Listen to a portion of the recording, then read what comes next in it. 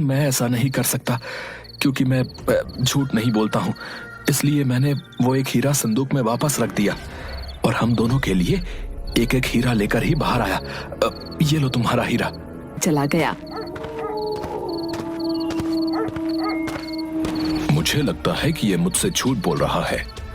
भला ऐसा कैसे हो सकता है कि अपनी जान जोखिम में डालकर कोई महल के अंदर चोरी करने जाएगा और सामने रखे हुए 3 हीरों में से सिर्फ 2 ही हीरे लेकर वापस आएगा और उसमें भी एक हीरा मुझे दे देगा। ये अवश्य ही झूठ बोल रहा है। सुबह हुई और थोड़ी देर में ही बात फैल गई कि राजमहल में चोरी हो गई है। राजा ने मंत्री से कहा, चोर के बारे में पता लगाइए। खजाने का द्वार खुला हुआ मिला है। अवश्य ही ये किसी भेदी का काम है। शीघ्र ही इसकी जांच करो और चोर का पता लगाओ। जो आज्ञा महाराज, मैं जल्द ही चोर का पता करता हूँ।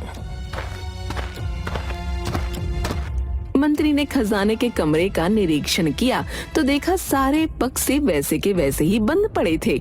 सिर्फ एक छोटा सा बक्सा खुला था जिसमें 3 कीमती हीरे रखे थे। मंत्री ने संदूक खोला तो देखा उसमें एक हीरा रखा हुआ है। मंत्री ने अपने मन में सोचा, एक हीरा तो इस संदूक के अंदर ही है। लगता है वो चोर जल्दबाजी में एक हीरा रखना भूल गया है। अगर मैं ये हीरा अपने पास रख लूं तो मैं कितना धनवान हो जाऊंगा। हाँ, चोर अगर पकड़ा गया तो वो लाख कहे कि मैंने सिर्फ 2 हीरे चुराए हैं। उसकी बात कौन मानेगा? मैं ये हीरा अपने पास ही रख लेता हूँ।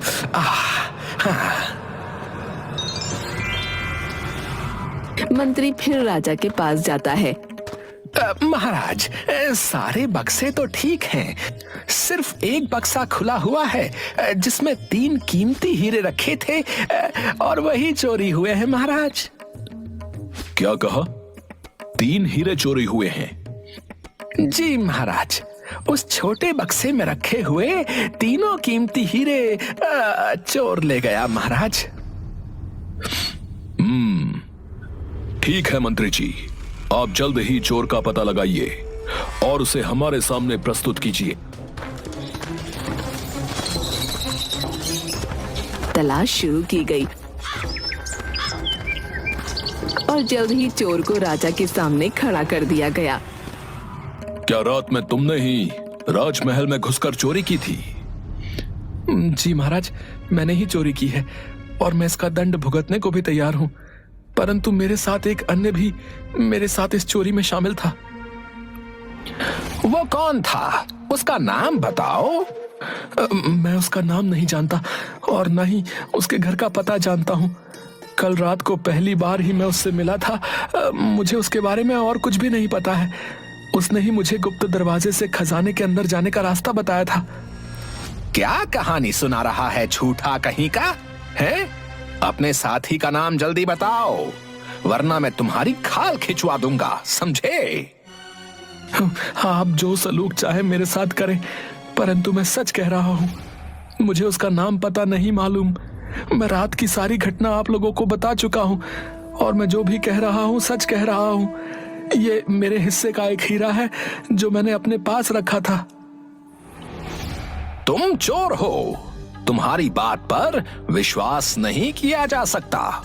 तुम कहते हो कि तुमने 2 हीरे चुराए थे और एक हीरा अपने साथी को दे दिया। लेकिन चोरी तो 3 हीरों की हुई है। फिर वो तीसरा हीरा कहाँ गया? मैं नहीं जानता। मैंने सिर्फ 2 हीरे ही चुराए थे। तीसरा हीरा मैंने वापस उस संदूक में ही रख दिया था। अगर तुम्हारी बात पर यकीन किया जाए तो ये बताओ, तुमने ऐसा क्यों किया? मंत्री जी, हम 2 साथी थे और संदूक में 3 हीरे थे। अगर मैं तीनों हीरे चुराता तो तीसरे हीरे का बंटवारा करना बहुत ही मुश्किल था। हम दोनों चोरों के बीच कोई मतभेद ना हो, ये सोचकर मैंने एक हीरा संदूक में वापस रख दिया था और 2 हीरे ही अपने साथ लेकर बाहर निकल गया था। महाराज बीच में बोल पड़े। मंत्री जी, ये चोर बिल्कुल ठीक कह रहा है। इसने सिर्फ 2 हीरे ही चुराए थे। जिसमें से एक हीरा इसने अपने साथी को दे दिया था और एक स्वयं रखा था। अपने हिस्से का हीरा इसने दे दिया और इसके साथी के हिस्से का हीरा मेरे पास है, क्योंकि मैं ही इसका साथी था। रात को जब मैं भेष बदलकर राज्य में घूम रहा था, उस समय मेरी मुलाकात इस चोर से हुई थी। जो हीरा इसने मुझे दिया था वो हीरा ये है। महाराज ने अपनी जेब से एक हीरा निकालकर सामने रख दिया। दरबार में सन्नाटा छा गया, सब मौन थे। थोड़ी देर बाद राजा, जब ये चोर मेरा हिस्सा मुझे देकर चला गया तो मैंने खजाने में जाकर इसकी जांच की, क्योंकि मुझे लग रहा था कि ये चोर झूठ बोल रहा है और इसने वो तीसरा हीरा अपनी जेब में रख लिया है और मुझे सिर्फ एक हीरा देकर चला गया। लेकिन अफसोस की बात यह है कि जब मैंने संदूक में देखा तो एक हीरा वहीं पर था जो इस समय मंत्री जी की जेब में है। मंत्री जी, आप उस तीसरे हीरे को अपनी जेब से खुद निकालेंगे या मैं सैनिकों को आदेश दूं?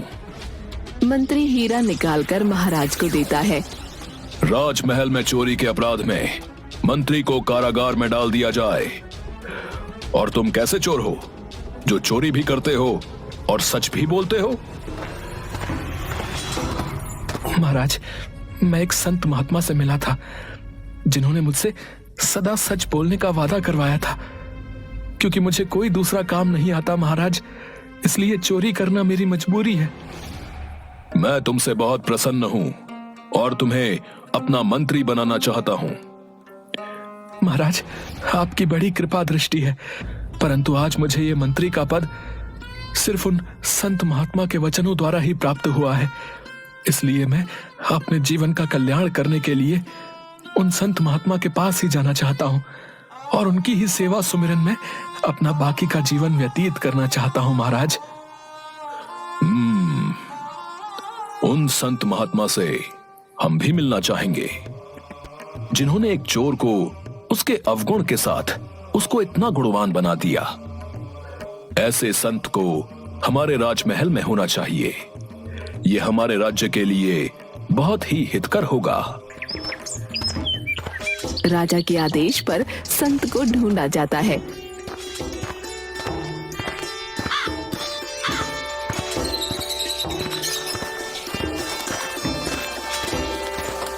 संत को राज्य का राजगुरु बना दिया जाता है और संत के आदेश को मानकर चोर राज्य का मंत्री बनने को तैयार हो जाता है।